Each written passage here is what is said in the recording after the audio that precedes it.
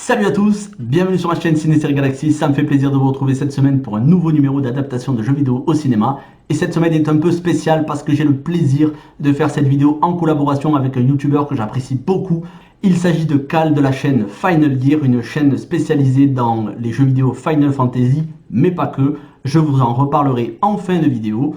J'avais besoin de son avis, j'avais besoin de l'avis de quelqu'un qui s'y connaisse dans l'adaptation dont on va parler aujourd'hui, Double Dragon, le film sorti en 1994 aux États-Unis, 1996 chez nous en France, adapté du jeu vidéo sorti sur borne d'arcade et plein de consoles, du jeu vidéo Beat'em All. Mais comme je vous disais, moi, le jeu vidéo, je ne m'y connais pas trop, j'ai très peu joué, j'ai joué bien évidemment quand j'étais enfant, mais très peu. Donc je vais laisser Cal vous expliquer ce qu'est le jeu et j'y reviendrai juste après avec quelques extraits de gameplay. Et ensuite, on passera à la partie.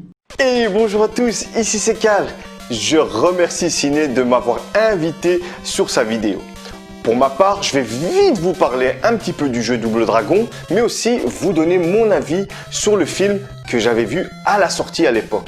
Ce qu'il faut savoir pour le jeu Double Dragon ou encore Sosetsu Ryu en japonais est un jeu de type Beat'em All. Ce qu'il faut savoir, c'est qu'il a été développé par la société Technos et il était destiné aux bornes d'arcade. Et je peux vous dire qu'à l'époque, je m'en souviens parce que j'en ai mis des pièces pour finir Double Dragon. Le jeu a été développé par Yoshihisa Kishimoto. Il va aussi sortir en console sur différentes plateformes. Et là, l'Atari 2600, l'Atari 7800, la NES, la Master System, la Game Boy Advance, la Game Gear, la Lynx, la Mega Drive, la Super Nintendo, la PlayStation 4, la Switch, Ouya, la 3DS ou encore sur iOS ou Android. On peut dire que Double Dragon a traversé le temps, mais surtout les consoles. Merci à toi Cal pour ces explications très claires. Alors, j'ai pas grand chose à redire si ce n'est vous mettre quelques extraits de gameplay. Le jeu est sorti en 87 sur bande d'arcade. À cette époque, c'est un des premiers Beat'em All. Ensuite sortira la série des Fatal Fury et Streets of Rage, que pour le coup, surtout les Streets of Rage, je maîtrise beaucoup plus sur la Mega Drive pour y avoir passé des heures et des heures avec mes cousins. Alors Double Dragon, vous savez, nous en France, on n'a pas eu les bornes d'arcade comme aux États-Unis. Il y avait énormément de bornes d'arcade dans toutes les petites villes, tous les jeunes s'y retrouvaient. Nous en France, c'était pas exactement comme ça. Il y en avait, mais pas autant. Donc ça restait un épiphénomène. C'est surtout lorsque c'est sorti sur les consoles de salon qu'on a découvert le jeu. Et donc moi, je n'ai découvert que très tard, puisque en 87, je venais à peine de naître. Donc forcément, je n'en garde pas un souvenir impérissable, si ce n'est un bon Beat'em All. Voilà pour ce qui est du jeu vidéo. Je ne m'étendrai pas plus dessus parce que, vous voyez, quand je connais, quand je maîtrise, j'en parle beaucoup. Quand je maîtrise pas, je préfère pas m'étendre dessus.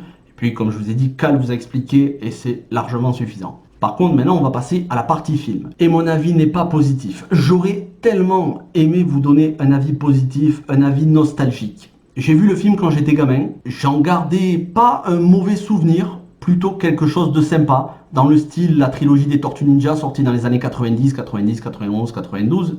D'ailleurs que j'ai regardé de nouveau les trois films des Tortues Ninja, que j'aime beaucoup. D'ailleurs je les préfère à ceux de Michael Bay. Mais voilà, on était dans la première moitié des années 90 où on faisait des blockbusters avec des effets spéciaux qui n'étaient pas encore tout à fait finis. C'était très rare d'avoir la qualité de Terminator 2. Pour autant, c'est quand même à cette période-là qu'on a eu Terminator 2, Jurassic Park et des grands blockbusters de Spielberg ou Cameron qui ont marqué les années 80-90. Et donc pour moi, c'est inexcusable d'avoir une telle adaptation de jeu vidéo, surtout pour un jeu vidéo qui a cartonné et qui s'est vendu à des millions et des millions de copies. Il n'y a pas grand chose pour moi, avec mes yeux de cinéphile d'aujourd'hui, il n'y a pas grand chose à sauver du film. C'est pour ça que je vais laisser Cal s'exprimer, donner son avis, parce qu'il est plus positif que le mien. Et ensuite, je vais revenir et je vous expliquerai tout ce qui pour moi ne fonctionne pas et comment faire pour apprécier ce film. Parce qu'on peut l'apprécier sous certaines conditions.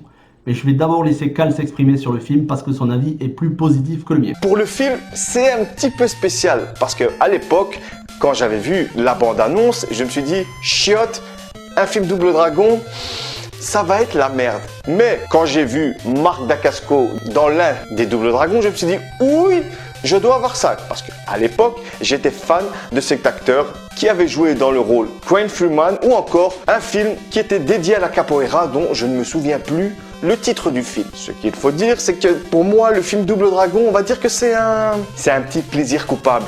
Le film en lui-même, on voit qu'il n'y a pas de budget. L'histoire, c'est deux frères Billy et Jimmy qui doivent retrouver un médaillon et c'est tout quoi.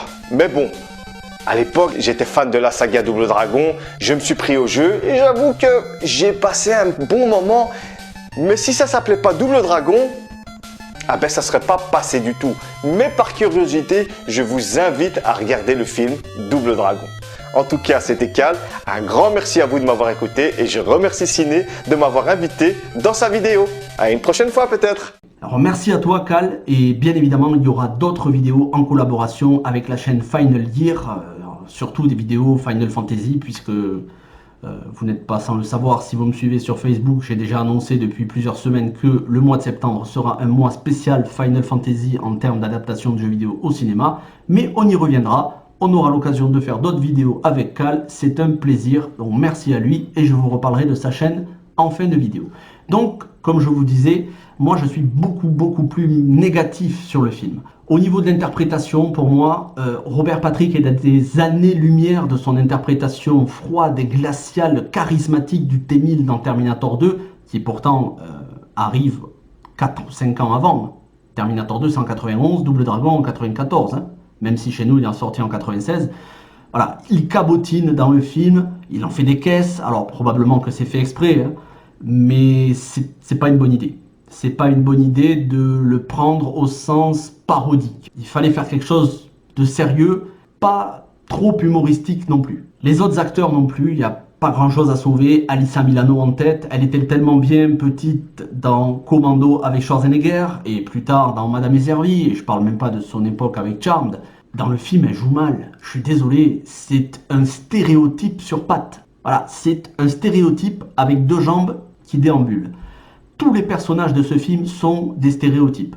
Voilà, il n'y a rien d'original. Les dialogues sont risibles. Les combats qui devraient être le point fort du film sont pour la grande majorité ratés. Alors que, comme vous l'a dit Cal, Mark Dacascos, c'est un excellent acteur. Quelques années avant, il joue dans Only the Strong, La loi du plus fort, le film sur la capoeira. À ce même moment, il joue dans Crying Freeman, dans Kickboxer 5. Certes, c'est un téléfilm, mais les combats sont très bons. Il faudra qu'il attende jusqu'en 2001 avec Le Pacte des Loups pour se refaire une santé cinématographique, et il y aura une autre traversée du désert et reviendra en force avec John Wick 3 qui est sorti l'année dernière. Mais ça, vous le savez puisque probablement vous avez vu le film.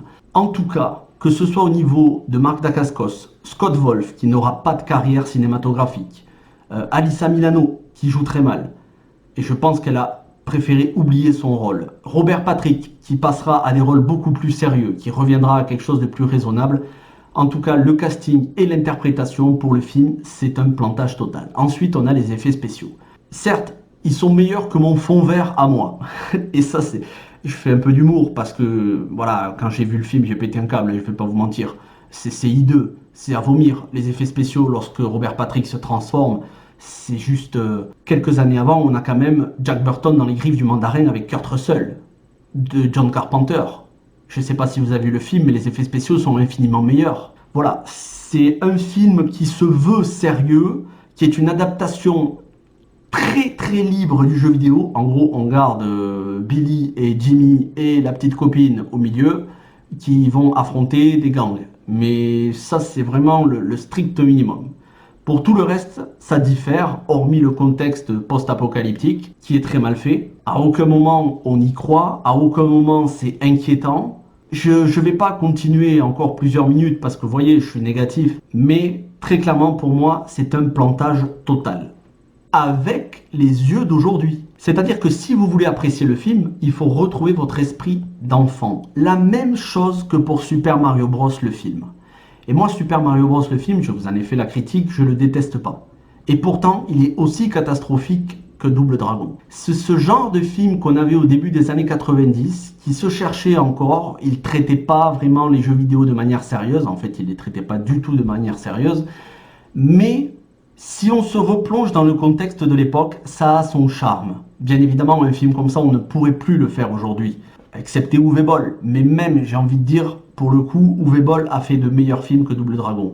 Notamment Far Cry, dont j'ai parlé il y a 2 semaines sur la chaîne, et d'autres films. Mais des films comme ça, on n'en referait plus aujourd'hui, donc ne serait-ce que pour la curiosité, et si on se replonge dans la nostalgie, si on a découvert le film en salle, ce qui n'est pas mon cas, moi je l'avais découvert à la télévision, voilà, j'ai envie de dire l'indulgence du fan, l'indulgence de notre côté enfantin peut nous faire apprécier le film sans pour autant l'insulter. Mais très clairement, je comprends les gens qui crachent sur ce film. Je ne vous encourage pas à cracher sur les films parce que je suis pas comme ça, mais je comprendrai que vous le fassiez parce que franchement, c'est catastrophe.